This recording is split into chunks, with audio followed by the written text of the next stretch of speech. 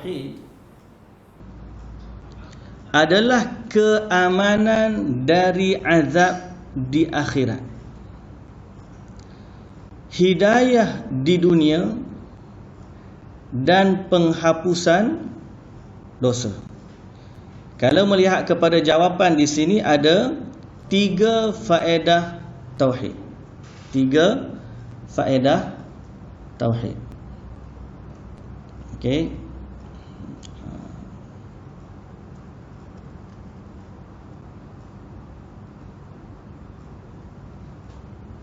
Di situlah. Okey, 3 faedah tauhid. Sekejap, sebalik.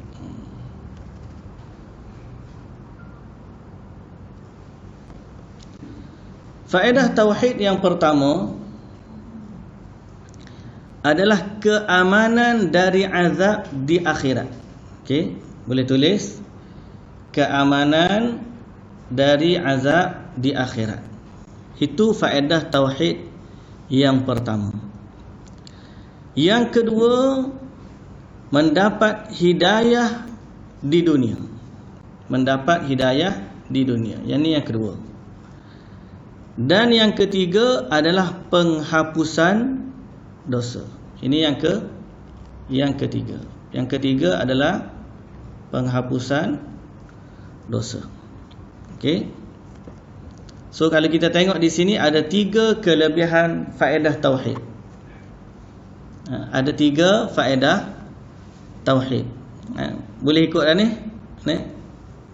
Nak tulis ke? Apa boleh tulis dah? Boleh tulis dah? Okey. Saya ulang sekali lagi.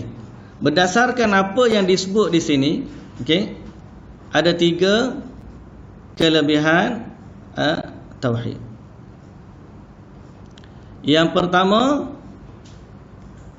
apa dia? Keamanan dari azab di akhirat. Itu faedah yang pertama. Faedah yang pertama, keamanan dari azab di akhirat. Yang kedua, mendapat hidayah di dunia. Dan yang ketiga, penghapusan dosa. Itu 3 faedah tauhid. Semua ini kita dapatkan berdasarkan dalil dari Al-Quranul Karim, di mana Allah Subhanahu wa taala berfirman, alladzina amanu wa lam yalbisu imanahum bizulmin ulaika lahumul amnu wa hum muhtadun. Orang-orang yang beriman dan tidak mencampuri keimanan mereka dengan kezaliman, mereka itulah yang mendapat keamanan, dan merekalah orang yang mendapat petunjuk.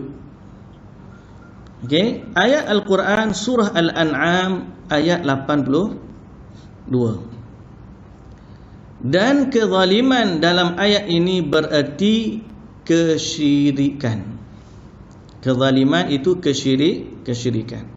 Jadi Allah Subhanahu wa taala menyatakan bahawa orang yang beriman dan tidak berbuat syirik, orang yang beriman dan tidak berbuat syirik, atau tidak mencampuri iman mereka dengan syirik kepada Allah Subhanahu wa taala. Dalam ayat ini menunjukkan apa? Syirik ni boleh mengganggu iman yang sudah sedia ada. Berarti seseorang tu boleh mengaku beriman, tapi dalam masa yang sama dia berbuat syirik. Dia mengaku dia beriman, tapi tanpa dia sedar atau dia tak sedar, syirik itu datang dan merosakkan keimanannya. Okey? Itu faedah secara tidak langsunglah daripada ayat ni. Cuma ayat yang ni jelas kepada kita betapa Allah Subhanahu wa taala kata orang yang beriman dan tidak mencampuri keimanan mereka dengan kezaliman, iaitu dia beriman dan tidak berbuat syirik, mereka itu mendapat apa? Yang pertama, keamanan Di sini, mereka mendapat keamanan. Keamanan apa? Keamanan dari azab di hari akhirat. Wahum muhtadun, dan mereka adalah orang yang mendapat petunjuk dan hidayah. Mendapat petunjuk dan hidayah. Okey. Itu yang kedua. Dan yang ketiga adalah penghapusan dosa, yang nanti kita akan lihat dalam ayat ataupun hadis-hadis yang lain. Dan Nabi SAW bersabda dalam hadis yang disepakati oleh Bukhari dan Muslim. Okey, kata Nabi SAW, hak Allah, haqqullahi 'alal haqqul ibadi 'ala Allah alla yu'adziba man la yushriku bihi syai'a. Hak hamba ke atas Allah adalah Allah tidak mengazab sesiapa saja yang tidak menyekutukannya dengan sesuatu pun. Dengan sesuatu pun. Nampak? Jadi Allah Subhanahu wa taala tidak akan mengazab orang yang tidak berbuat syirik. Ini hak janji Allah Subhanahu wa taala ke atas hamba-Nya. Jadi berdasarkan hadis ini kita faham bahawa faedah tauhid adalah keselamatan dari azab, keamanan dan keselamatan dari azab, dan faedah tauhid adalah mendapat hidayah, petunjuk di dunia. Petunjuk ni maksud apa? Perhatikan, apabila seorang yang bertauhid, beriman kepada Allah, banyak benda sebenarnya kita tak tahu dalam hidup kita ni. Okey, hatta cara nak basuh apa tu najis, cara nak istinja masuk bilik air, cara nak berjual beli, cara nak kebumikan jenazah, semua tu hidayah, petunjuk. Perhatikan orang yang mana dia tak tahu, dia tidak mendapat petunjuk dari Allah Subhanahu wa taala. Kadang-kadang nak kebumi jenazah pun dia tak tahu macam mana. Dia buat macam-macam cara untuk kebumikan jenazah dia. Nak masuk tandas, nak istinja. Berapa ramai orang panik bila kena COVID ni, nak cari tisu tandas. Dah, kita ni tak mikir ke tisu tandas. Dia ni datang kat kita. Dia kata bila COVID tak ada ni baru kita guna air untuk basuh. Masuk bilik air baru guna air. Kita kata orang Islam lama dah kita guna kebersihan tersebut. Macam mana cara kita nak tidur yang terbaik, macam mana cara kita nak makan yang terbaik, pakaian dan sebagainya, semua ni adalah diajar dalam agama kita. Dan inilah petunjuk dari Allah Subhanahu wa taala. Okey?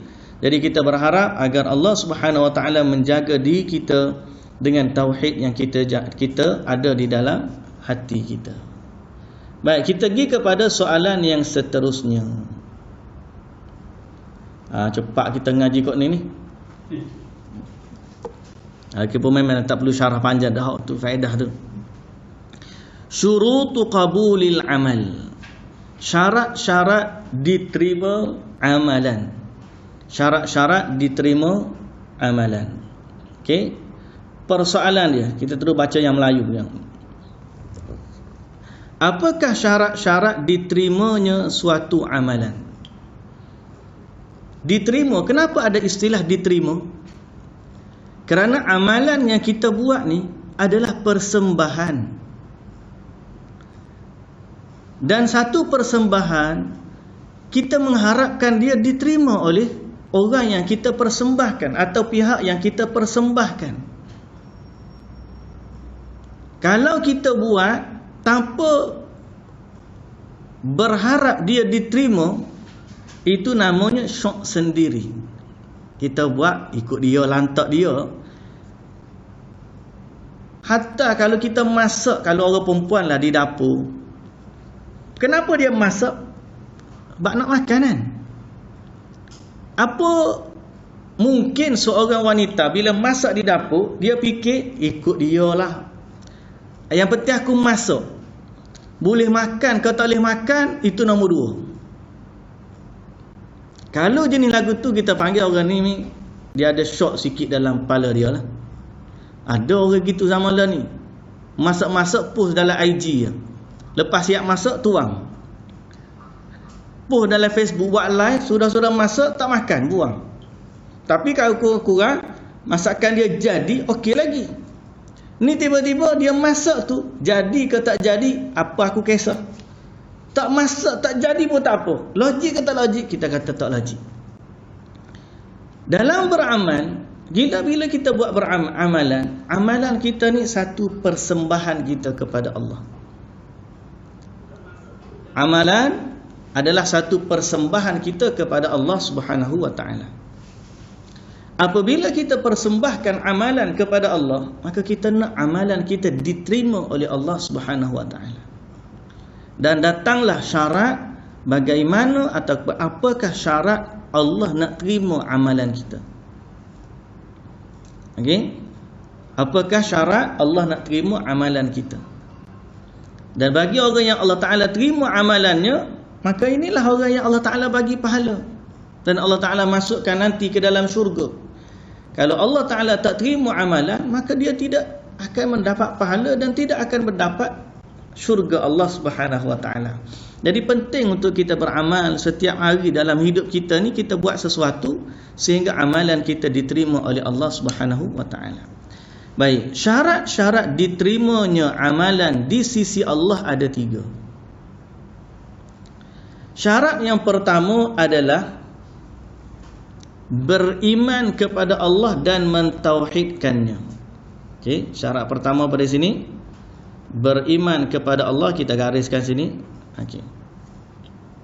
Beriman kepada Allah, kelindu pula ayat ke bawah tu.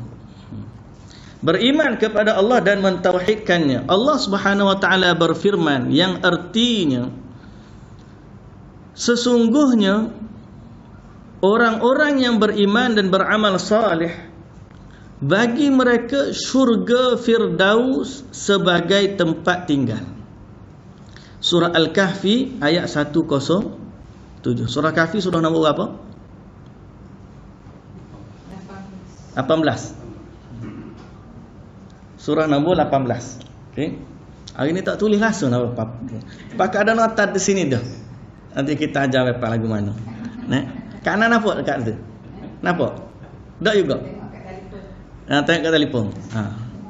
Dia nampak nota sekali. Sebab tu ana guna teknik ni supaya orang yang tak nulis pun dia boleh tengok nota. Kalau apa boleh buka dalam Facebook, boleh tengok nota terus. Mana kawan-kawan kita yang mendengar di page PQDM, dia boleh ikut nota kita. Tak perlu lagi dia tulis, dan mungkin lepas ni Kak Ana boleh share PDF yang Ana bagi kepada kawan-kawan kita nanti. Okey, syarat yang pertama beriman kepada Allah dan mentauhidkannya. Allah Subhanahu wa taala berfirman yang artinya orang sesungguhnya orang-orang yang beriman dan beramal soleh, bagi mereka syurga Firdaus sebagai tempat tinggal. Okey, sebagai tempat tinggal. Kenapa kita kata syarat pertama ni beriman kepada Allah? Iyalah, kita nak suruh siapa terima? Kita nak suruh Allah terima.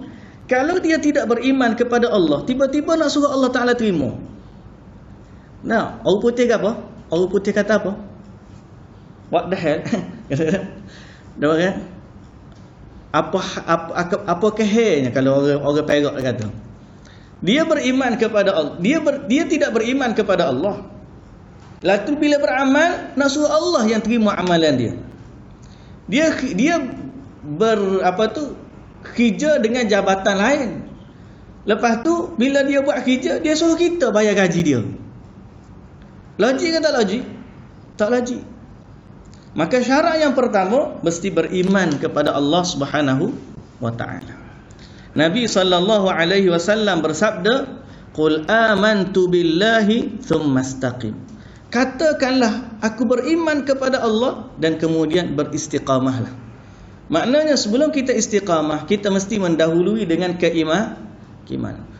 Solatlah atau zikirlah 1000 kali, 1 juta kali.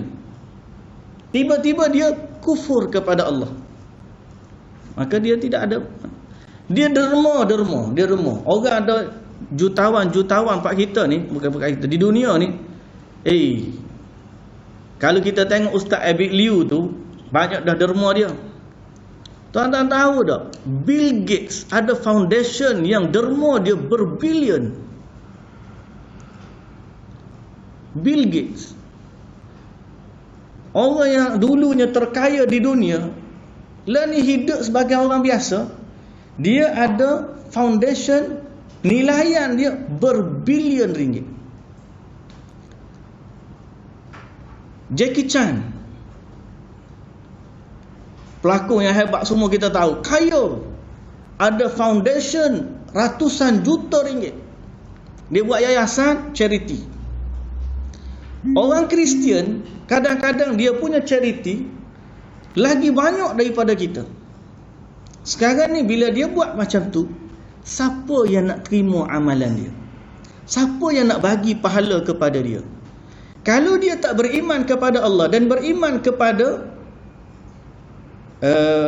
contohnya gereja dia, beriman kepada Jesus, sampai hari akhirat Jesus kata, aku tak boleh bagi pahala sebab aku juga hamba kepada Allah. Nak pahala minta dengan Allah. Jadi Jesus tak boleh bagi pahala kepada dia. Yang boleh bagi pahala Allah. Tiba-tiba dia tidak beriman kepada Allah, boleh pahala tak boleh pahala? Walaupun foundation dia ada harta berjuta atau berbilion ringgit. Okay? Itu syarat yang pertama. Jadi kita, siapa-siapa orang baik pun, kata ke dia, kalau nak suruh amalan dia diterima, syarat pertama mesti masuk Islam. Baik setara mana pun orang tu, tiba-tiba kalau dia tidak beriman kepada Allah, dia tidak akan mendapat syurga.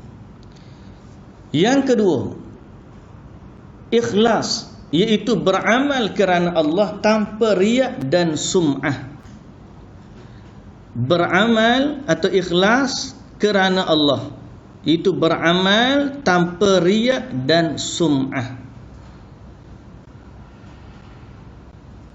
Orang beriman dah, tapi belum lagi sempurna kalau dia beriman tiba-tiba beramal bukan kerana Allah. Jadi ni syarat yang kedua. Apabila bukan kerana Allah, boleh jadi sebab riak. Riak ni apa? Nak suruh orang tengok. Sum'ah ni apa? Suka mendengar kita dipuji. Sum'ah ni suka mendengar kita dipuji. Riak ni suka dilihat. Buat supaya orang tengok. Buat supaya orang puji. Orang tengok tu riak. Orang puji kita dengar, nama dia sum'ah.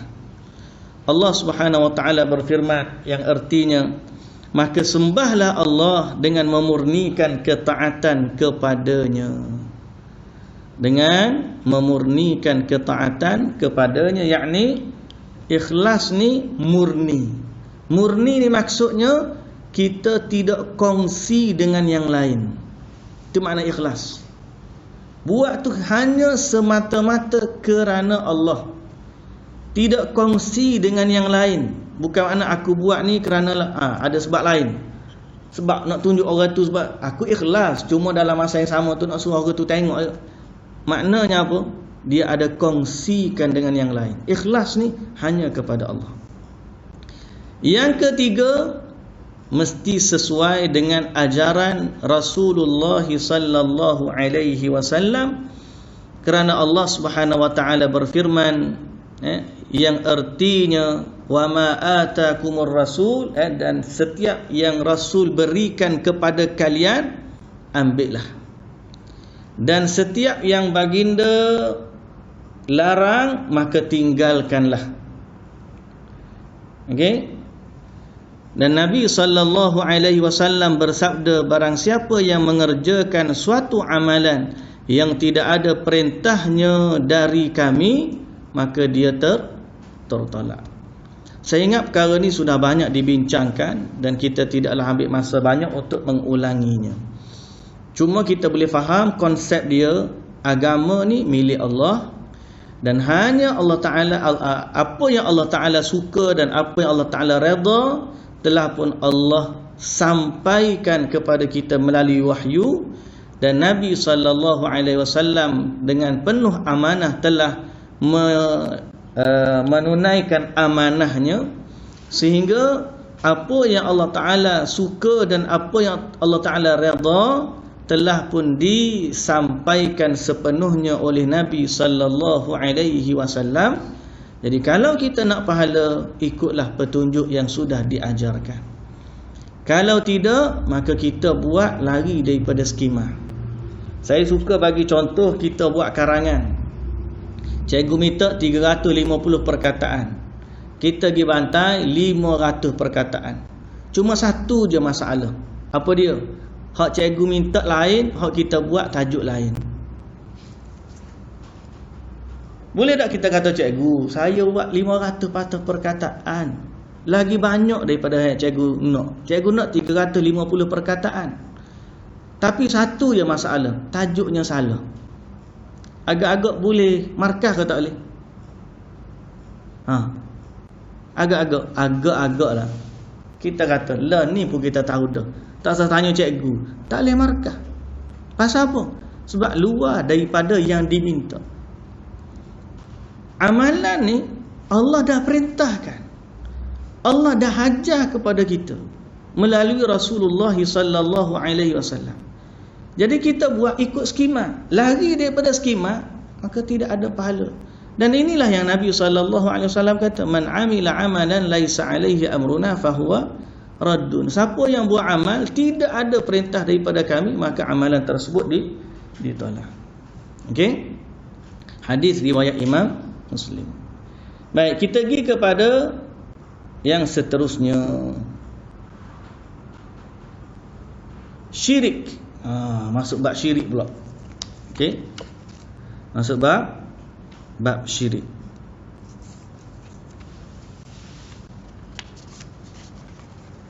Syirik yang besar. Yang ni paling bahaya. Yang ni juga saya dah cerita pagi tadi pun benda yang sama. Al-Quran datang ni, tujuan Quran datang adalah untuk mengajak manusia beriman kepada Allah dan menghapuskan kesyirikan. Kita dah baca ayat sebelum ni, kenapa Rasul diutuskan, wajtanibut taghut. Ke? An i'budullah wajtanibut taghut. Supaya mengajak kaum dia menyembah Allah dan meninggalkan taghut. Taghut ni kesyirikan. Semua yang disembah selain daripada Allah, kita panggil taghut.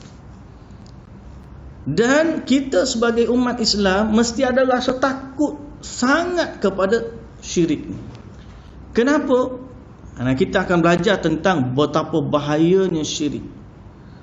Hari ni saya dah pesan banyak kali tentang iktiqad yang kadang-kadang melampau pada mengagungkan Rasulullah sallallahu alaihi wasallam.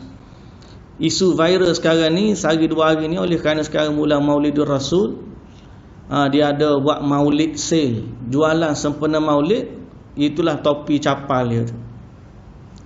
Dan bila orang bantah, dia marah pula. Dia kata apa? Mana ada syirik? Kalau gitu kenapa kita tak marah bila orang gantung gambar Kaabah di rumah? Duduk atas jadah, ada lagi gambar Kaabah. Bila kita sujud atas jadah tu, kita sujud atas Kaabah tu.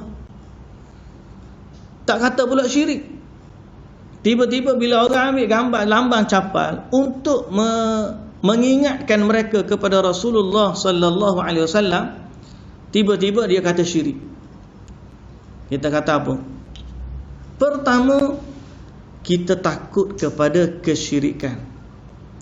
Sebab itu Islam mengajar kita dalam kesyirikan ni, ambil langkah berjaga-jaga, ambil langkah berhati-hati. Dalam agama kita panggil apa?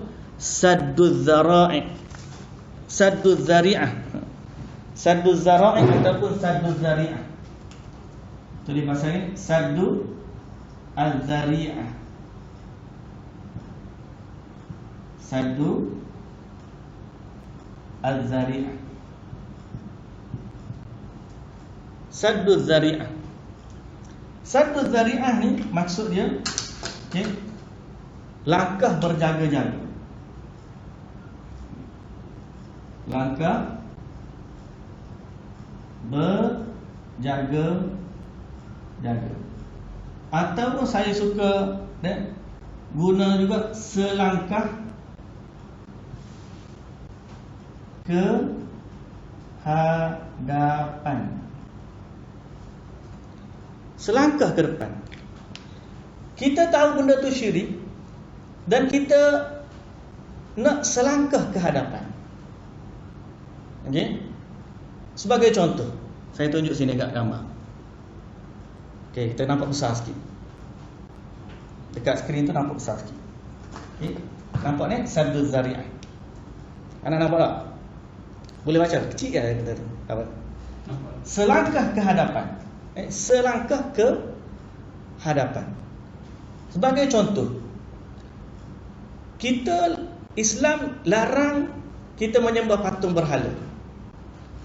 Tapi sebelum menyembah patung berhala, Islam juga melarang buat patung. Nabi melaknat orang buat patung. Pasal apa? Supaya patung tidak ada daripada awalnya. Gambar-gambar lukisan yang terpampang, Nabi laknat orang buat macam tu. Sebab apa? Bukan sebab patung tu semata-mata, tidak. Tapi sebab sebagai langkah berjaga-jaga. Apa yang berlaku kepada orang pengikut kaum Nabi Nuh alaihi salam? Lepas orang soleh daripada kalangan kaum Nabi, umat Nabi Nuh mati, mereka buat patung sebagai kenang-kenangan. Mati generasi pertama, generasi kedua kata, dulu moyang kami ni sangat memuliakan patung-patung ni. Jadi dia apa? Muliakan patung. Mari generasi ketiga, letak tempat yang mulia, tempat letak yang istimewa dalam rumah. Kemudian datang generasi seterusnya, mereka kata, nenek moyang kami dulu sembah patung. Jadi Islam larang kita daripada kesyirikan pada pintu yang pertama lagi. Kita panggil apa? Sadduz zari'ah. Okey, sebab tu dalam bab tangkal azimat. Okey, sekarang ni kita cerita contoh, bagi contoh tangkal dan azimat. Kita akan baca nanti hukum tangkal dan azimat. Tangkal azimat ni apa hukum dia? Oh, dia terbalik nampak situ. Pasal kamera tu dia jadi mirror. Orang tak nampak dah tu. Dia nampak jadi mirror. Kan nampak situ betul. Tak perasan. Dalam kamera nampak? Nampak comel? Nampak comel? Okey. Okey. Pasal kamera anak sendiri nampak macam mirror.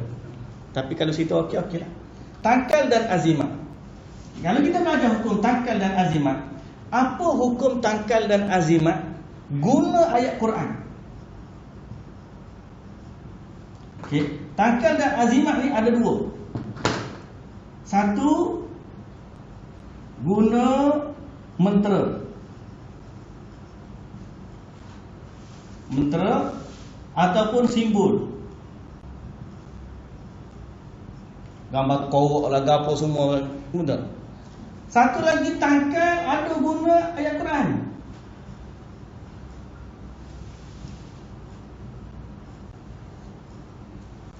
Ada guna ayat Quran. Apa hukum tangkal ni? Yang ni secara sepakat ulama tak boleh. Yang ni ada khilaf di kalangan ulama. Ada khilaf. Ada kata boleh, ada kata tak boleh. Yang kata boleh sebab dia kata ni ayat Quran. Ayat Quran memang boleh menyembuhkan. Yang kata tak boleh, dan pandangan yang lebih baik apa dia? Yang kata tak boleh. Sebab apa pula yang kata tak boleh ni lebih baik? Lebih rajih di kalangan ulama. Dia kata kita bukan menafikan Al-Quran ni sebagai penyembuh, tetapi kita mengambil langkah berjaga-jaga supaya orang tidak pergi ke sini. Dan berapa ramai sebenarnya orang yang tak boleh kenal ayat Quran yang sebenar. Asal tulis Arab je, dia kata ayat Quran. Padahal bukan ayat Quran.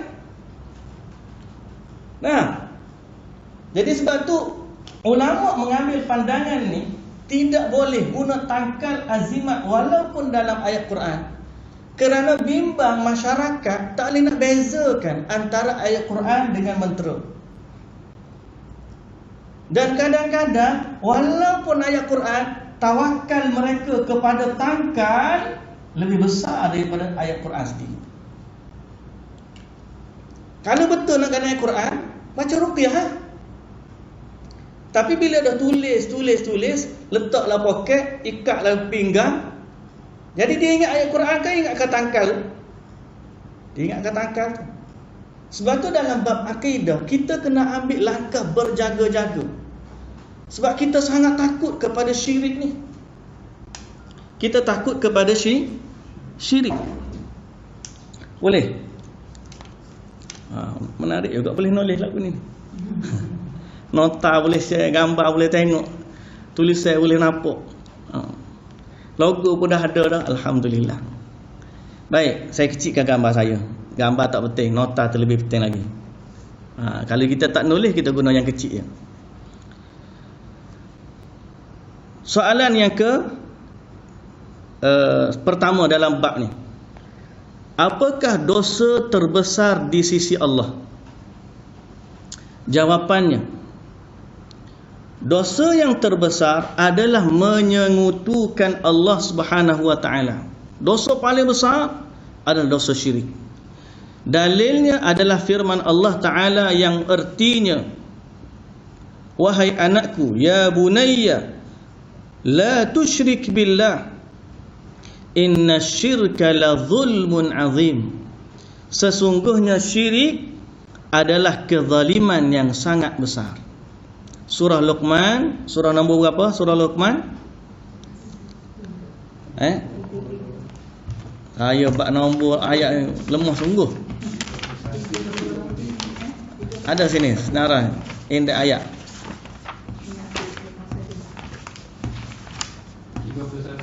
Surah 31.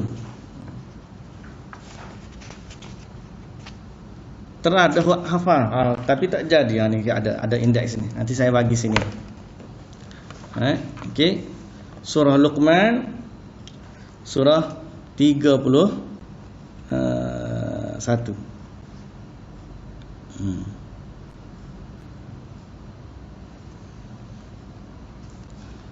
Baik. Dan tatkala Rasulullah sallallahu alaihi wasallam ditanya, dosa apakah yang paling besar? Baginda sallallahu alaihi wasallam menjawab, engkau menjadikan tandingan bagi Allah, padahal dialah yang telah menciptakan engkau. Dan perkataan an-nid, tandingan, adalah asyarik, iaitu sekutu bagi Allah. Jadi dosa besar, dosa syirik ni, kenapa kita takut sangat? Sebab dia adalah dosa yang paling besar. Lebih besar daripada membunuh, mencuri, merompak, berjudi, apa lagi? Berzina, makan rasuah. Semua dosa-dosa ni kita kata besar. Tapi bila banding syirik kepada Allah, tak terbanding. Dosa besar yang lain tak akan sama dengan dosa syirik. Sebab syirik ni, walaupun dia sekecil-kecil syirik, dia tidak akan diampunkan oleh Allah. Sedang dosa besar, walau sebesar-besar dosa, dia masih boleh diampunkan oleh Allah. Dosa syirik dengan seekor nyamuk atau seekor lalat. Ada dalam satu hadis yang dhaif tentang seorang masuk neraka disebabkan lalat. Kan? Hadis tu hadis dhaif. Tapi kisah Oleh kerana dia ni menceritakan hadis tu apa ni, boleh diriwayatkanlah, tapi kita sebut tu pasal seorang yang berbuat syirik dengan seekor lalat sudah cukup untuk menyebabkan dia ni dosa syirik dan tidak akan diampunkan.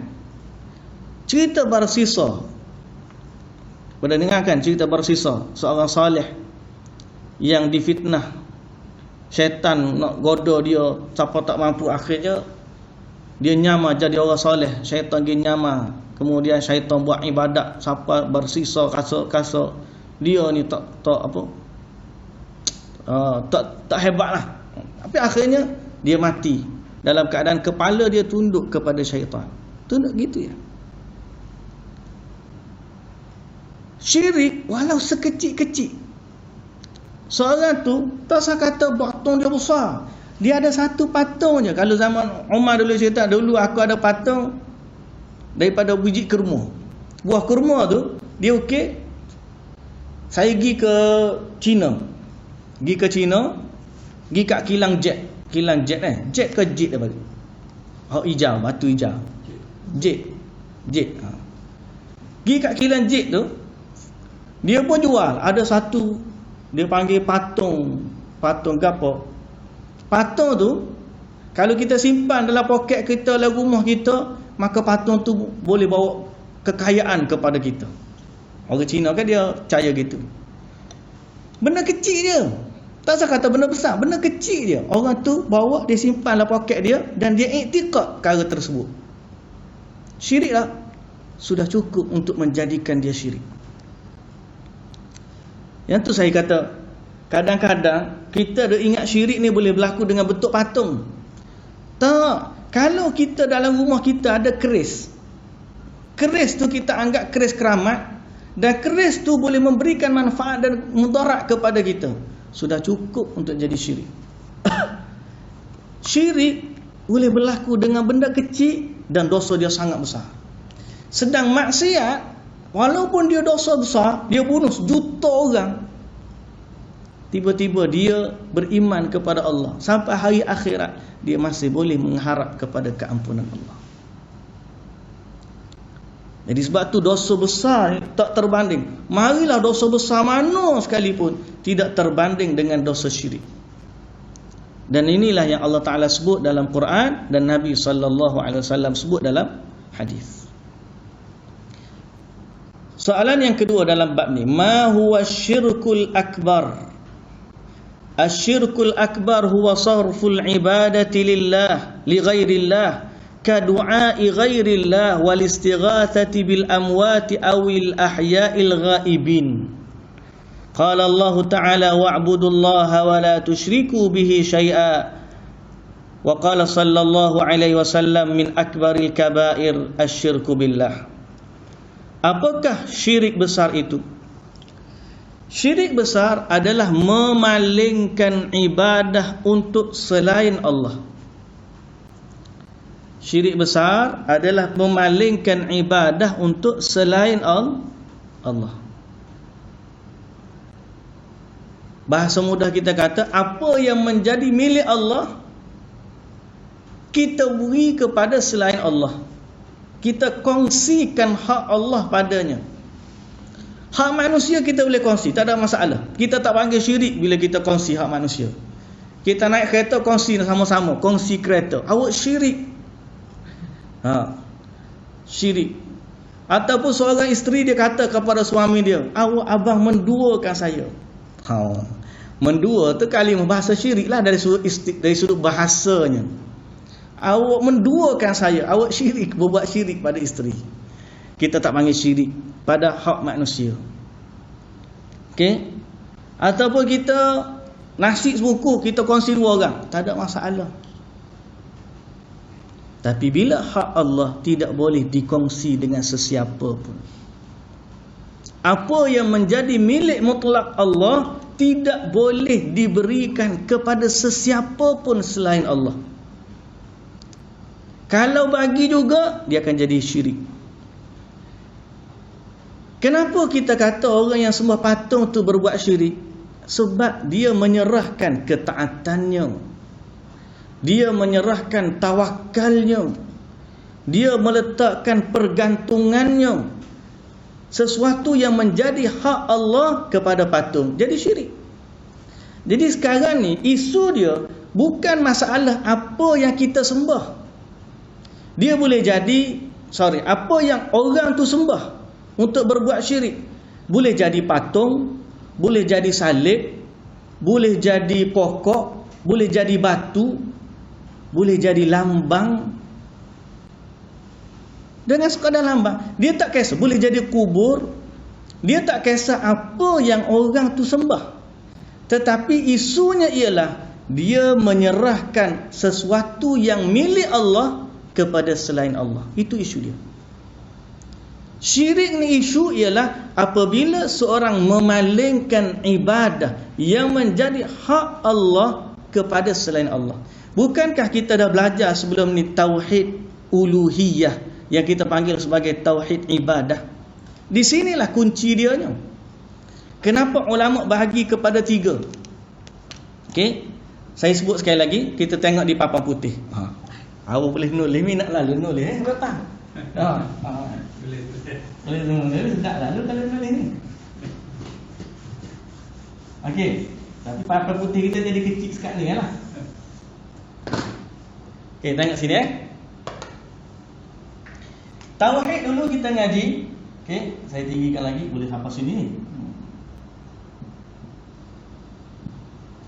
Tauhid, kalimah tauhid. Tauhid ada 3. Tauhid rububiyah, tauhid uluhiyah, dan tauhid asma wa sifat. Okey. Tauhid rububiyah, tauhid uluhiyah, tauhid asma wa sifat. Semuanya dalam pembahagian tauhid, iaitu mengesakan Allah Subhanahu wa taala. Allah esa pada rububiyahnya, iaitu Allah esa pada ketuhanannya atau penciptaan, kekuasaan. Kita terjemah dulu, kekuasaan. Allah ni tauhid pada kekuasaannya.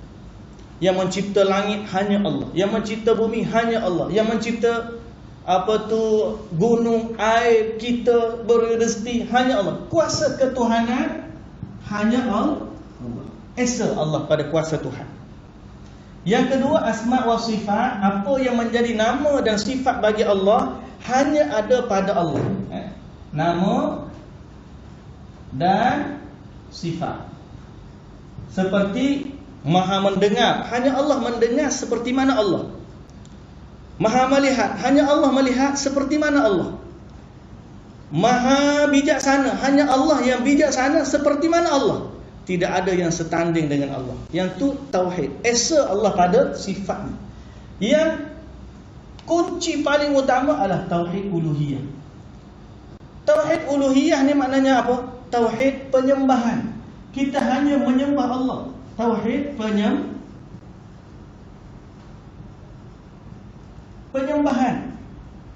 Dalam arti kata dia juga dikenali sebagai tauhid ibadah. Jadi isunya sekarang bukan apa benda yang kita sembah. Saya ulang sekali lagi. Apa benda yang orang syirik tu sembah. Boleh jadi patung, boleh jadi batu, boleh jadi pokok, boleh jadi matahari, boleh jadi bulan, boleh jadi batang pen. Ada manusia sampai sembah kemaluan. Sembah kemaluan. Dan ramai pula tu, bukan main-main. Pernah dengar orang sembah kemaluan Tuhan? Pernah dengar? Nak cerita pun malu, tapi saya ceritalah. Sebab ada seorang saudara kita, orang Islam lah. Dia kata, Ustaz tahu tak linggam tu apa linggam? Kalau dalam agama Hindu dia ada linggam, batu linggam. Batu linggam ni ada sejarah dia. Okey.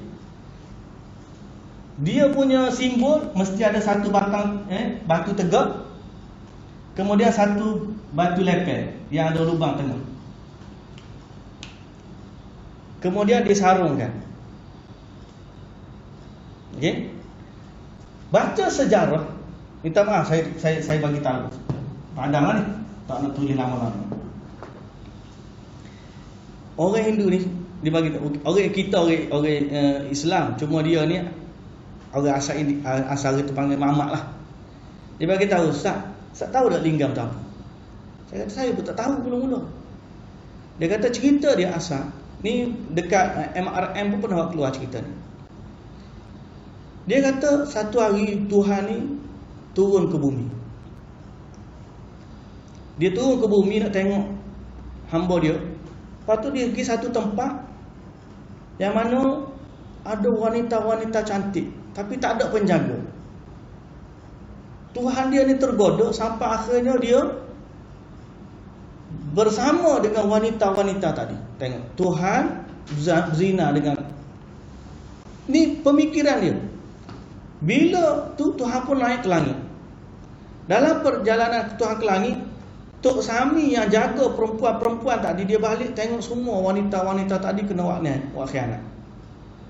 Dia pun minta doa, siapa yang buat macam ni biarlah tercabut kemaluan dia.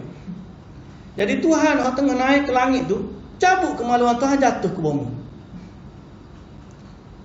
Jadi kemudian apabila kemaluan Tuhan jatuh ke bumi, dia orang takut perkara yang sama berlaku pula kepada orang lain seperti mana yang berlaku pada pertama kali.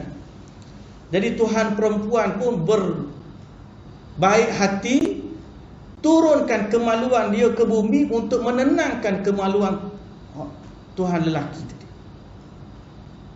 Akhir sekali dia jadi simbol dan mereka sembah. Tak cari tuan-tuan tanya. Boleh buat kajian, research dalam bab ni. Saya cerita benda ni sebab nak katanya ada orang yang menyembah daripada sekecil-kecil benda, sehina-hina benda sampai sebesar-besar benda. Jadi isunya bukan apa yang dijadikan Tuhan.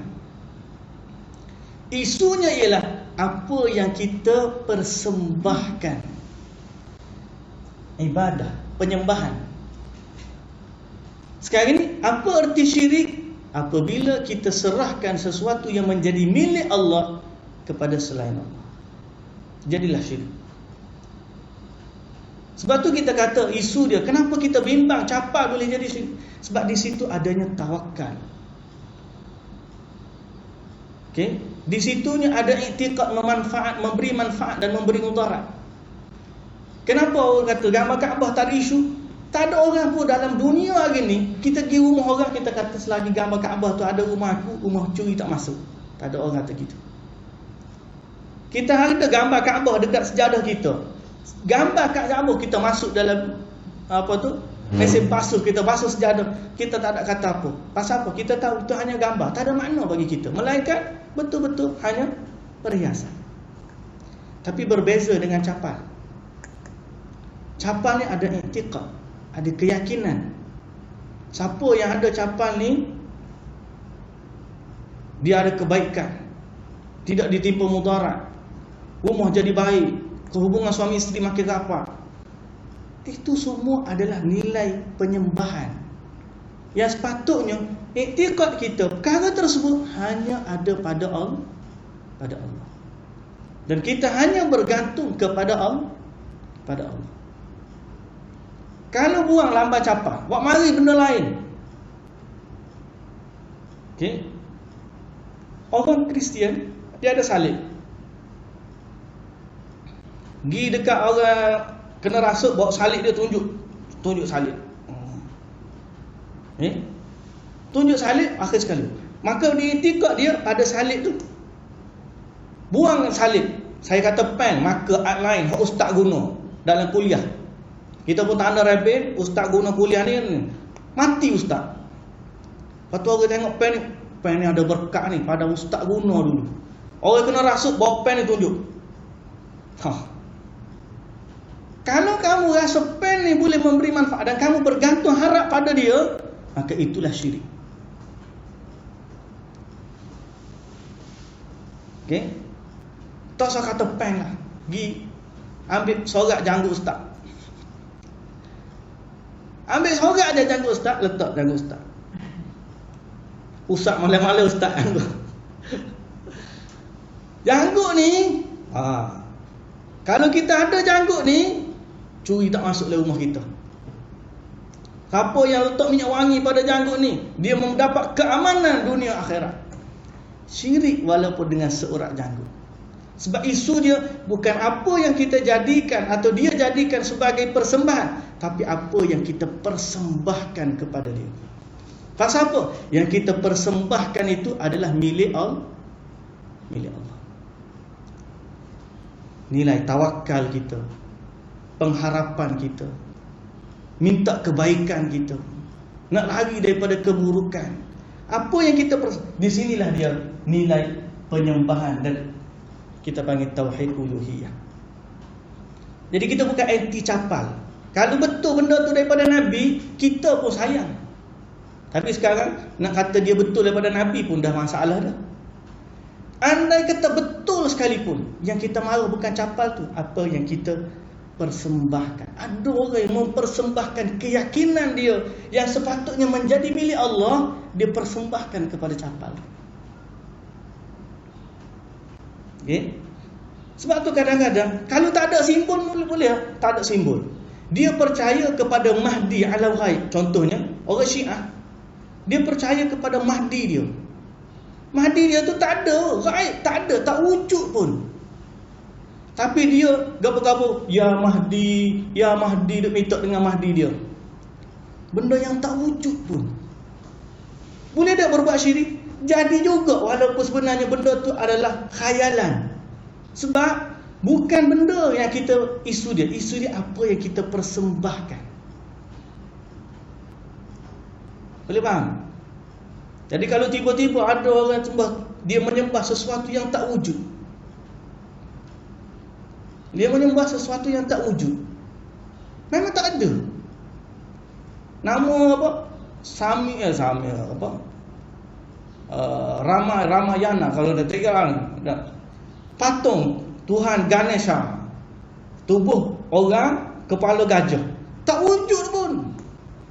Kalau tak ada patung sekalipun, dia hanya gambar ataupun hanya cerita dongeng, tidak ada isu di situ. Isunya ialah apabila mereka mempersembahkan nilai penyembahan yang sepatutnya menjadi milik Allah kepada selain Allah, disitulah syirik. Sebab tu kita kata, dia boleh jadi capal, dia boleh jadi wali, dia boleh jadi kubur, dia boleh jadi apa-apa simbol, tak kisah. Tapi yang kita nak kena faham ialah di mana asal syirik. Okay? Asal syirik adalah pada soal penyembahan. Bukan apa yang kita sembah, tak. Tapi apa yang kita persembahkan. Baik, kita pergi.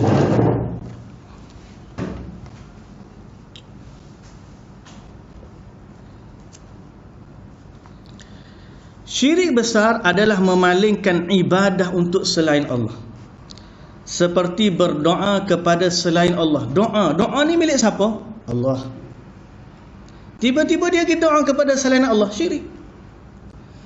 Istighathah ni milik siapa? Milik Allah. Tiba-tiba dia pergi serahkan kepada selain Allah, syirik. Okey? Sama ada kepada orang yang meninggal ataupun yang hidup tapi ghaib. Istighathah. Contohnya, saya ada tok guru saya duduk Mekah, duduk doa di Malaysia. Syekh Sudeh lah contoh. Bukan tok guru saya pun, Syekh Sudeh lah. Duduk doa, seorang tu dah berdoa, wahai Sudeh, tolong kami. Contoh. Lain dengan saya pergi kat Mekah, jumpa Syekh Sudeh dekat Masjidil Haram, dah ada majlis makan sama-sama dengan dia, kita duduk sembang depan-depan. Syekh, aku ni nak masuk Universiti Madinah, anak aku ni, boleh tak Syekh bagi tazkiyah? Tolong sikit Syekh. Itu tak timbul isu sebab itu bukan hak Allah. Itu memang kita kata kita boleh dengan mana-mana manusia. Bila kita jumpa dengan dia, kita boleh minta tolong. Tapi sekarang ni bila sudah itu tak ada, kita doa, "Hai saya sudah." Itu hak Allah tu, bukan hak manusia dah tu. Itu permintaan level minta dengan Allah. Walaupun tak syekh tu hidup lagi, tapi apa yang kita sebut di saat itu adalah hak Allah. Di saat kita persembahkan kepada selain Allah, maka dia jadi hukumnya syirik. Jadi sebab tu kita kena tahu apa yang menjadi hak Allah. Ibadat, doa, tawakal, minta rezeki, semua tu hak Allah belaka. Kalau kita serahkan, kalau seorang tu serahkan kepada selain Allah, dia akan jadi syirik. Sebab tu kenapa tangkal azimat tadi kita kata boleh jadi syirik? Sebab dia sudah ada kepercayaan dia pada tangkal tu. Kalau orang pergi ke Kaabah, dia berasa Kaabah tu boleh memberikan manfaat dan mudarat kepada dia, maka dia tak buat jadi hukum syirik. Umar radhiyallahu anhu, bila Umar cium batu Hajar Aswad, dia kata apa? "Demi Allah, wahai batu, aku tahu kamu tak ada manfaat, kamu tak ada mudarat. Kalau tidak kerana aku tengok Rasulullah sallallahu alaihi wasallam kucuk kamu, nescaya aku tak kucuk."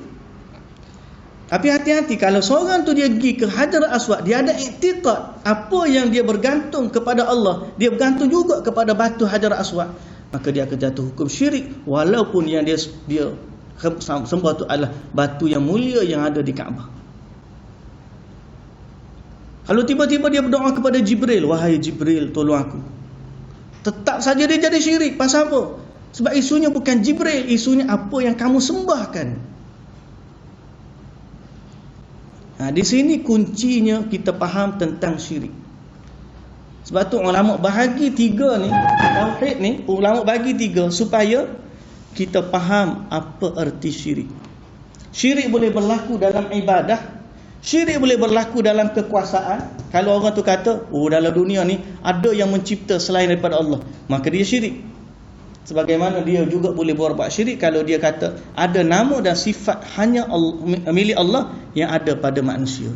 Itu juga syirik. Ya. Satu masa dulu kan ada valet doa. Valet doa. Yang bayar mahal. Yang tu pergantungan kan. Dia upah orang untuk doa, tak apa. Upah orang, minta tolong orang untuk berdoa. Jadi sekarang ni minta tolong untuk berdoa tu, level minta tolong tu level manusia tak? Level manusia. "Ustaz, boleh tak tolong doa kat saya?" Ustaz tu ada depan mata kita. Itu memang tahap pertolongan kita dengan manusia. Jadi ustaz tu nak pergi Mekah, "Ustaz, nanti siapa di Mekah tolong doa kat." Ustaz tu pula jual doa dia. "Boleh kalau nak jual. Depan Kaabah aku minta 3,000." Hak tu tidak timbul isu syirik. Cuma masalah dia ialah benda tu tidak ada dalam agama, kena value, kena jual. Dia tak ada sampai syirik. Tapi kalau seorang tu duduk di rumah dia, ustaz tu duduk Mekah, "Wahai ustaz yang ada depan Kaabah." Dia suruh gitu. "Aku mohon kepadamu, mintalah gini, wahai ustaz, doakan kepada Allah." Padahal ustaz tu tak dengar apa dia. Level tu level permohonan dengan Allah, maka dia jadi syirik. So kita kena tahu apa yang menjadi hak Allah, apa yang menjadi hak manusia. Sekiranya sesuatu yang menjadi hak Allah dikongsikan kepada selain Allah, dia akan jadi hukum syirik. Semoga Allah menyelamatkan kita daripada kesyirikan. Baik. Allah Subhanahu wa taala berfirman yang artinya, "Dan sembahlah Allah dan jangan kalian sekutukan dia dengan sesuatu pun." Surah An-Nisa ayat 36. Surah yang keempat ayat 36. Dan Nabi SAW bersabda, termasuk dosa besar yang paling besar adalah menyekutukan Allah. Baik. Soalan yang ketiga dalam bab ni, hal syirk mawjudun fi hadhihi al-ummah? Soalan dia, apakah kesyirikan terjadi pada umat ni? Umat Nabi Muhammad ni ada tak yang buat syirik? Akan berlaku tak syirik pada umat ini? Jawapannya ada. Naam, mawjudun. Ya, syirik ada zaman lah ni. Depan mata kita pun kita nampak zaman ni ada orang berbuat kesyirikan. Tak? Dalilnya adalah firman Allah Subhanahu wa taala yang artinya, wa ma yu'minu aktsaruhum billahi illa wa hum musyrikun. Dan sebahagian besar mereka tidak beriman kecuali dalam keadaan mempersekutukan Allah dengan sembahan-sembahan yang lain. Surah Yusuf, surah yang ke-12 ayat 106. Surah Yusuf, surah yang ke-12 ayat 106.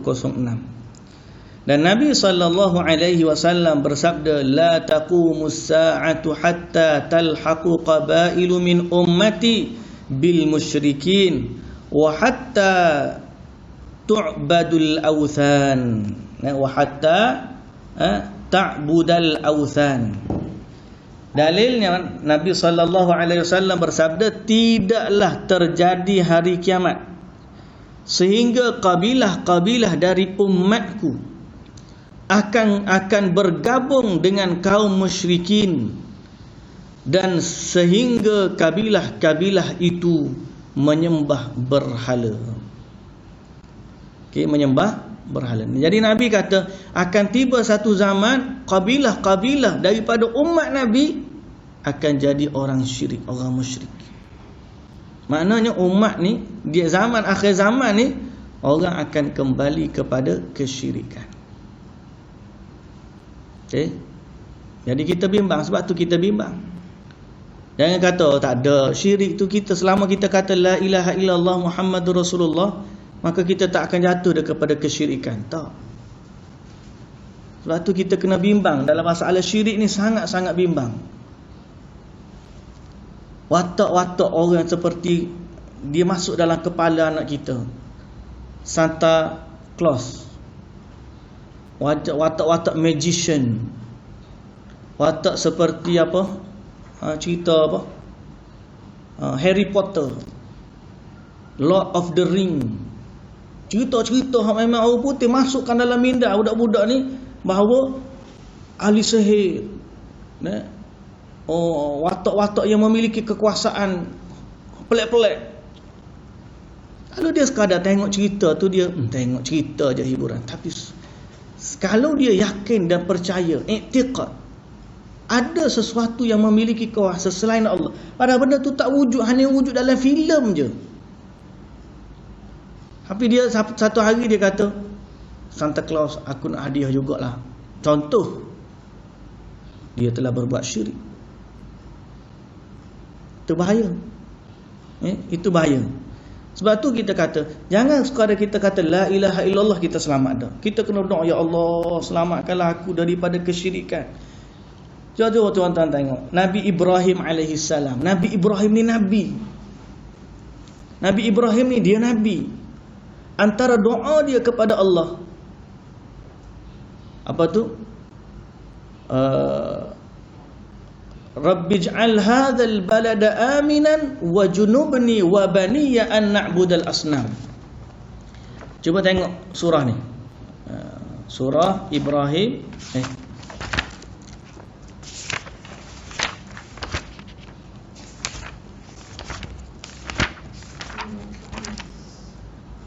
Surah nombor 14 ayat 35.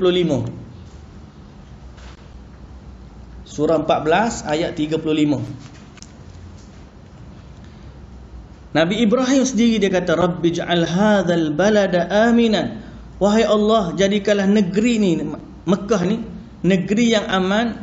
Wajnubni, jauhkan aku, wa baniya, dan anak cucuku. Jauhkan daripada apa? An na'budal asnam, jauhkan kami daripada menyembah berhala. Allahumma musta'an. Nabi Ibrahim minta dengan Allah, ya Allah, jagalah aku dan anak cucu aku, jangan bagi ada yang sembah berhala. Dia nabi nak. dia masih takut kepada kesyirikan. Jadi kita ni sebagai umat Nabi Muhammad sallallahu alaihi wasallam kena senantiasa doa kepada Allah, ya Allah, selamatkanlah kami dan anak cucu kami daripada kesyirikan. Sebab syirik tu sangat halus. Dia boleh berlaku dengan sebenda-benda yang Allahu Akbar. Boleh berlaku dalam benda yang kecil. Macam saya kata tadi, sehelai rambut pun. Orang kalau dah nak jatuh hukum syirik, dia boleh syirik dengan sehelai rambut. Sebutir permata, sebentuk cincin, tiba-tiba tok dia kata ni ada cincin warisan. Cincin ni tengah-tengah malam, hari malam boleh mengambil, dia boleh terapung. Dia boleh jalan daripada bilik-bilik. Siapa tak jaga molek cincin ni, dia percaya ke cincin tu ada kuasa. Syirik. Zaman dulu orang surat berantai, tahu surat berantai kan? Tulis surat ni, siapa sebar surat ni dia dapat macam MLM lah pula. Boleh point. Siapa hantar surat ni boleh kebaikan begini-begini. Siapa yang abaikan surat ni, maka kena timpa musibah, bencana, malapetaka, macam-macam. Surat tu nasihat isinya baik, tapi i'tiqad tu dia boleh jadi syirik lah. Syirik sebab apa? Sebab yang boleh memberi manfaat dan mudarat ni hanya Allah. Tengok Jadi Nabi pesan umat dia ni akan ada yang berbuat syirik. Jadi apa jaminan kita untuk tak syirik? Tak ada jaminan untuk selamat kita daripada kesyirikan. Tak ada jaminan.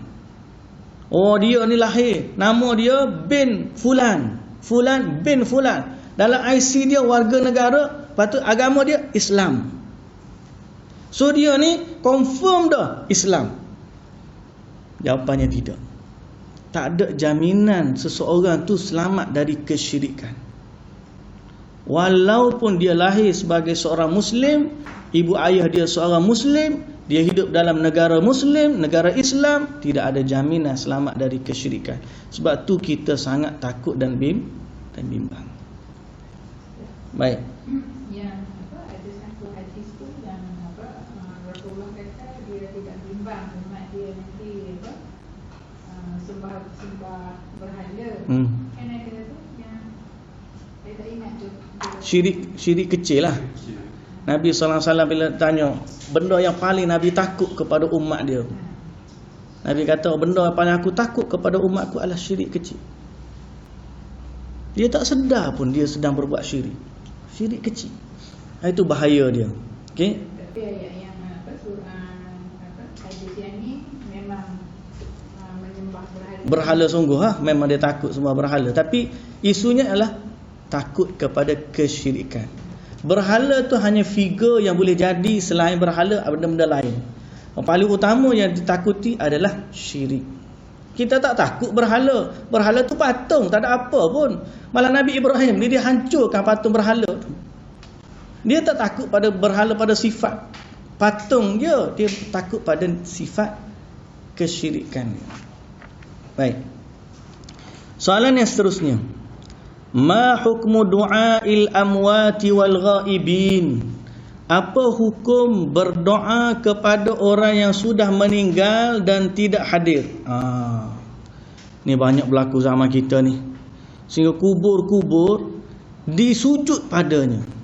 Orang berdoa di kubur-kubur. Bukan kerana tanah kubur. Sebab kata dalam kubur tu ada tok wali yang sudah meninggal. Dan tok wali tu sebenarnya tak mati pun, dia hidup. Jadi mereka minta dengan tok wali tersebut. Apakah hukum berdoa kepada orang yang sudah meninggal dan orang yang tidak hadir? Jawapannya, berdoa kepada orang mati atau orang yang tidak hadir termasuk syirik akbar. Allah Subhanahu wa taala berfirman yang artinya, dan janganlah engkau berdoa kepada selain Allah sesuatu yang tidak dapat memberi manfaat kepadamu dan tidak pula memberi mudarat kepadamu. Jika engkau tetap melakukannya, maka sungguh engkau termasuk orang-orang yang zalim. sungguh engkau termasuk orang yang zalim. Okey, yakni musyrik, orang musyrik. Kalau kamu minta dengan sesuatu, berdoa kepada selain Allah, maka kamu termasuk orang zalim, yakni musyrik. Surah Yunus, surah yang ke-11 kan? 10. Allah, salah pula dah. Dekat-dekat lah. Surah Yunus, juzuk yang ke-11, surah nombor 10, ayat 106. Dan Nabi SAW bersabda, siapa saja yang mati dalam keadaan berdoa kepada tandingan selain Allah, dia mati dalam keadaan dia ada berdoa kepada selain Allah, dakhalan nar, sebagai tandingan Allah, maka orang tu dia akan masuk neraka. Jadi sebab tu isu tadi saya kata ni, ingat awal tadi, kunci dia ialah apa yang menjadi hak milik Allah secara mutlak jangan dipersembahkan kepada selain Allah. Doa, ya, doa ni milik Allah. Kalau kita minta tolong dengan manusia sebelah tepi rumah kita, boleh tak aku ni sakit, tolong hantar ke hospital? Boleh, tak ada masalah. Pasal apa? Itu adalah sifat permintaan manusia. Okey. Tapi kalau sifat permintaan kepada Tuhan, itu lain sifat dia. Yang tu yang tak boleh. Baik. Kita pergi kepada soalan yang seterusnya. Baik, soalan yang kalau apa tu, pergi orang yang sakit boleh kata sihir apa, kena sihir apa, pergi kepada bom siap. Bom siap yang bukan Islam. Ya. Apa hukum dia? Soalan baik. Cantik soalan Bapak. Apa hukum pergi kepada bomoh siam? Yang tak Islam pun, saya kurangkan sikit soalan tu. Pergi kepada ahli sihir yang Islam. Jadi kalau hak jawapan ni pun berat dah, hak tak Islam tu berat lagi ya. Apa hukum mendatangi ahli sihir walaupun ahli sihir itu Islam? Jadi kalau jawapan hak ni berat dah, gitu bomoh siam tu lagi ya. Jawapan dia haram, syirik. Sebab sihir dia minta tolong dengan siapa? Minta tolong dengan syaitan. Kalau minta tolong dengan Allah tu lain. Sebab tu kalau kita tanya lagi, ada orang kata apa hukum merawat sihir dengan sihir? Jadi dia kata bukan kita nak pergi sangat ustaz, cuma masalahnya kita pergi banyak dengan ustaz tak jadi, kena pergi ahli sihir, kena pergi tok manusia juga, kena ngadak dia juga. Okey. Jadi apa hukum merawat sihir dengan sihir? Jawapan dia, pertama, ayat Quran turun cerita tentang sihir bermula dengan zaman Nabi Sulaiman. Sihir ni lama dah. Harut dan Marut turun zaman Nabi Sulaiman tu nak ajar manusia ni sihir. Lalu dalam ayat yang sama Allah Ta'ala kata, wa ma hum bidarrina bihi min ahadin illa biidnillah. Kita kena ada i'tiqad bahawa ahli sihir tidak boleh memberi mudarat melainkan dengan izin Allah.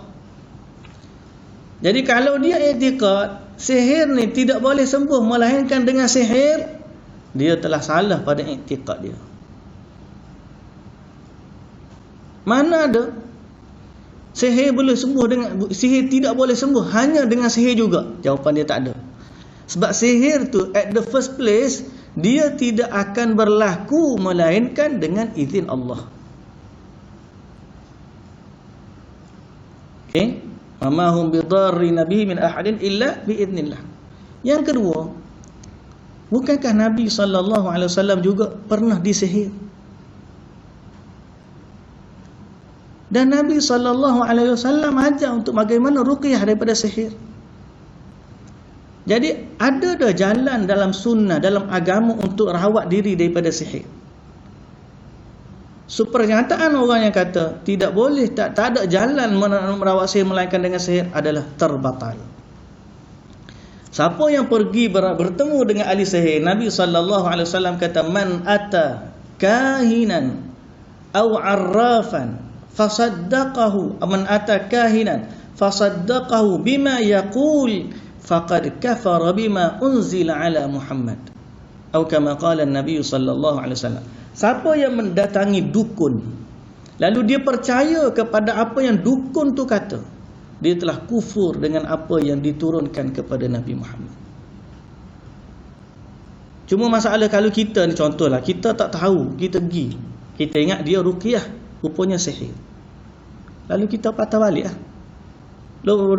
Lepas daripada tu hak dia bagi tu lepas belakang, buang belakang.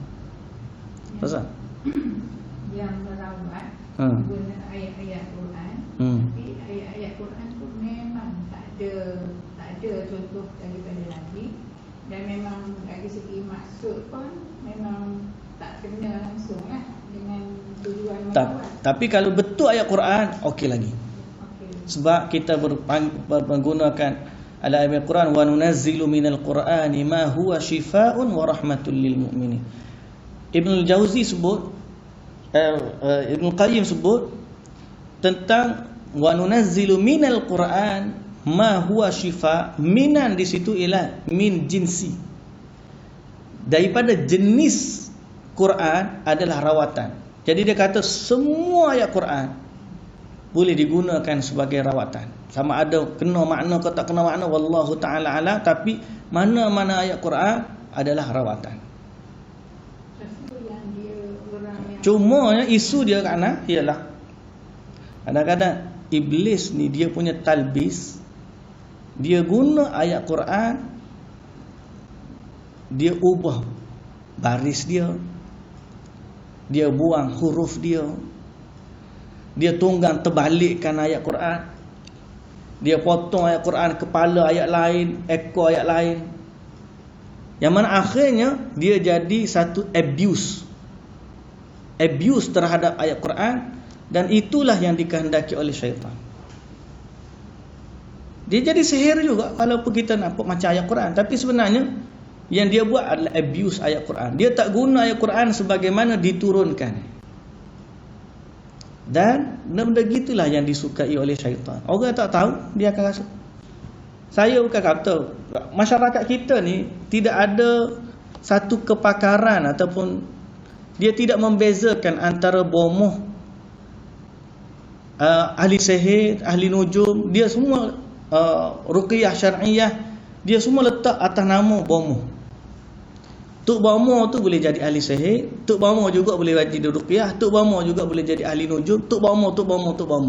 Jadi bila pergi ke tok bomoh tu dalam keadaan dia tak tahu orang ni sihir ke orang ni ruqyah. Saya pernah dulu arwah tok saya cerita banyak kali dah dalam kuliah.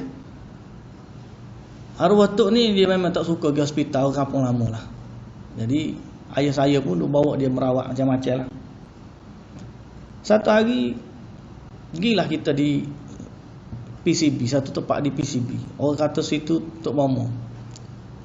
Saya pun pergi tu nak meneman teman ayah lah. Siapa dekat rumah dia tengok kuning belakang. Wih, kuning pelik. Katil kuning, ada payung kuning, katil baby kuning, ada kuning belakang, kuning. Saya masa tu kita perlu belajar lagi, sekolah menengah baru. Tidak ngaji tinggi lah, tapi jumpa dengan Tok Momo tu. Oh, dia mari baca Quran. Lagu sebiji Quran. Kejap-kejap Ghafurur Rahim, kejap-kejap Hakimun Alim, kejap-kejap Azizur Rahim, macam-macam lah. Tapi hak dia baca tu, kita ngapa Quran dah masa tu tahu sepatah habuk tak ada ayat Quran. Bunyi lagunya, duk berlagu Ghafurur Rahim. Kita kata dalam hati ni, kakak ni menipu hangit ni, kata dalam hati. Tapi muka kita masa tu budak lagi, kita ikut pula lagi ke ayah bawa tu. Lepas daripada tu, turun je rumah tu, naik kereta.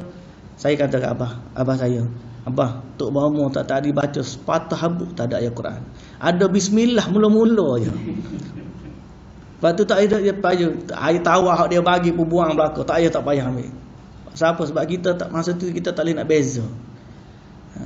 Jadi jangan pergi kepada ahli sihir, sebab mereka ni minta kepada selain Allah, dan itulah bahayanya syirik. Syaitan ni kadang-kadang cara dia nak tipu kita, dia nak dosa yang paling besar. Syaitan bukan nak suruh kita sakit. Kalau kita sakit, syaitan tak untung. Yang syaitan nak apa dia? Syirik. Dia boleh je masuk dalam orang ni, dah. Tapi bila kita pergi kat ustaz, dia duk tahan, dia sakit, syaitan baca Quran, dia sakit, dia tak keluar juga. Tapi bila pergi kat ahli sihir, mudah-mudah je dia keluar. Cuma dia keluar. Kita berkata, tengok ahli sihir ni jadi. Pergi dengan ustaz tak jadi. Yang menang apa? Siapa dia? Syaitan. Sebab dia telah berjaya mensyirikkan seseorang. Itu bahaya syirik ni. Lepas tu sakit lama. Orang Islam kalau makin dia lama dia sakit, tak sembuh juga. Allah sedang uji akidah dia. Dan ujian akidah ni lagi berat daripada ujian sakit tubuh badan. Kalau setakat sakit tubuh badan tak apa lagi. Jangan sampai agama kita yang sakit, akidah kita yang tercalar. Okey. Baik, soalan yang seterusnya. 12.10 dah. Narik juga hari ni. Okey, kita berhenti setakat tu dulu. Okey. Kita berhenti pada soalan yang kelima dalam bab syirik akbar. Syirik akbar ni bab yang kelima, kita berhenti soalan yang soalan yang kelima, syirik akbar, muka surat yang ke-11. Insya-Allah nanti kita akan bertemu. Ada kita pasal dia kira soalan ni susunan ikut bab. Jadi hari tu bab yang ke-13, tapi dalam bab yang nombor 1, bab apa? Tauhid tadi, jenis-jenis tauhid. Sekarang ni bab syirik ni dia bermula soalan 1 balik. Jadi kita dah baca 5 soalan dalam bab syirik ni. 4 soalan, kita akan sambung soalan yang kelima. Jadi hari ni kira tambah daripada soalan terakhir bab yang dulu, kita dah baca hampir 5 soalan dengan huraian dia, insya-Allah. So itulah yang dapat kita kongsikan pada waktu ini. Alhamdulillah, apa yang baik dari Allah Subhanahu Wa Taala, yang tidak baik, yang lemah, yang salah, yang kurang tu daripada kekurangan saya. Alhamdulillah. Kalau ada feedback tentang presentation kita yang terbaru ni, dengan notanya boleh tengok dan sebagainya, kita alu-alukan, dan saya sendiri pun akan menambah baikkan lagi lah. Kalau mana nak tambah, ada nombor akaun ke apa semua tu kan, untuk PQDM punya pemakluman, kita akan tambah baik untuk kelas yang akan datang, insya-Allah. So mudah-mudahan Allah Subhanahu Wa Taala permudahkan kita untuk bertemu pada minggu depan. Apa yang baik dari Allah Subhanahu Wa Taala sekali lagi, dan apa yang tidak baik dari kelemahan saya, wallahu taala alam. Subhanakallahumma wa bihamdika asyhadu an la ilaha illa anta astaghfiruka wa atubu ilaik. Assalamualaikum warahmatullahi wabarakatuh.